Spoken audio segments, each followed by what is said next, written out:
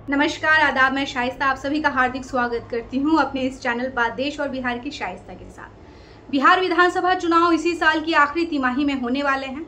चुनाव से पहले हाल ही में जिस तरह से हत्या और अलग अलग तरीके के अपराध के मामले बढ़ रहे हैं, उसके चलते राजनीतिक विवाद बढ़ गया है। वहीं कानून व्यवस्था को लेकर सभी के निशाने पर सीएम नीतीश कुमार है। सबसे ताज़ा घटना तब हुई जब बंदूकधारियों ने पैरोल पर छूटे कुख्यात अपराधी की एक निजी अस्पताल में बंदूक से हत्या कर दी। विपक्ष लंबे समय से नीतीश कुमार के नेतृत्व वाली एनडीए सरकार पर हमला बोल रहा है। राजद नेता तेजस्वी यादव ने दावा किया है कि एक अचेत मुख्यमंत्री के नेतृत्व में बिहार अराजकता में डूब गया है। दिलचस्प बात यह भी है कि लोक जनशक्ति पार्टी के प्रमुख और एनडीए के साथी चिराग पासवान ने भी कानून व्यवस्था को लेकर सवाल उठाए हैं। उन्होंने कहा है कि हालिया हत्याएं बिहार में कानून व्यवस्था की पूरी तरह से ध्वस्त होने को दर्शाती हैं। राज्य के सीएम नीतीश कुमार को बिहार में जंगल राज के खात्मे का क्रेडिट दिया जाता है, लेकिन पिछले एक दशक में उनके शासनकाल में राष्ट्रीय अपराध रिकॉर्ड ब्यूरो एनसीआरबी और बिहार पुलिस के आंकड़े बता रहे हैं कि राज्य में अपराध काफी तेजी से बढ़ रहा है, जो कि नीतीश कुमार की सुशासन बाबू वाली छवि के लिए एक बेहद चुनौतीपूर्ण है। राज्य अपराध रिकॉर्ड ब्यूरो यानी कि एससीआरबी के आंकड़े के अनुसार 2015 से 2024 तक बिहार में कुल अपराधों की संख्या में 80.2% की वृद्धि हुई है। 2015 में बिहार में अपराधों की संख्या हर साल बढ़ी है। कोरोना काल के दौरान यानी कि 20 से 24 को छोड़कर हर साल अपराध बढ़ा ही है। साल दर साल सबसे ज्यादा वृद्धि 2017 में दर्ज की गई थी, जब अपराध में 24.4% की वृद्धि हुई थी। एससीआरबी के नवीनतम आंकड़ों से पता चलता है कि 2023 में अपराधों की संख्या बढ़कर 3.54 लाख हो गई, जो 2024 में मामूली रूप से घटकर 3.52 लाख रह गई।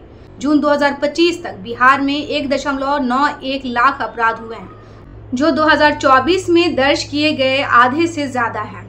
2015 से बिहार कुल अपराध मामलों के मामले में 10 सबसे खराब राज्यों में से एक रहा है। द इंडियन एक्सप्रेस द्वारा प्राप्त नवीनतम एनसीआरबी के आंकड़ों के अनुसार बिहार में जून 2025 तक 1369 हत्याएं दर्ज की गई, जबकि 2024 में 2786 और 2023 में 2863 हत्याएं दर्ज की गई। बिहार में हत्या का सबसे आम कारण लगातार संपत्ति विवाद रहा है, जो 2015 से 2022 तक एक वर्ष को छोड़कर अन्य सभी वर्षों में सबसे अहम कारण बना था। बिहार में 2015 से 2022 तक हर साल संपत्ति विवाद से जुड़ी हत्याओं की सबसे ज्यादा घटनाएं हुई हैं।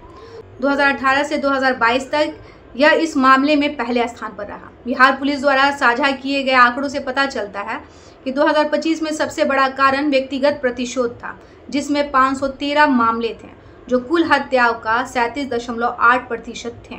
संपत्ति विवाद के 139 मामले के साथ 10.2% हत्या के लिए जिम्मेदार थे। बिहार पुलिस ने इस साल की शुरुआत में प्रकाशित एक रिपोर्ट में पिछले एक दशक में बढ़ते हिंसक अपराधों के पीछे फर्जी शस्त्र लाइसेंस, अवैध आग्नेयास्त्रों और गोला बारूद की अनधिकृत बिक्री को प्रमुख कारण बताया है।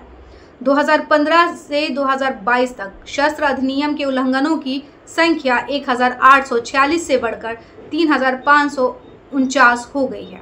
हत्याएं किसी भी कारण से हो, लेकिन अगर राज्य में हत्याएं हो रही हैं तो इसका अर्थ ये होता है कि कहीं ना कहीं से कानून व्यवस्था बहुत लचर है। अपराधियों के मन में प्रशासन को लेकर डर भी नहीं है।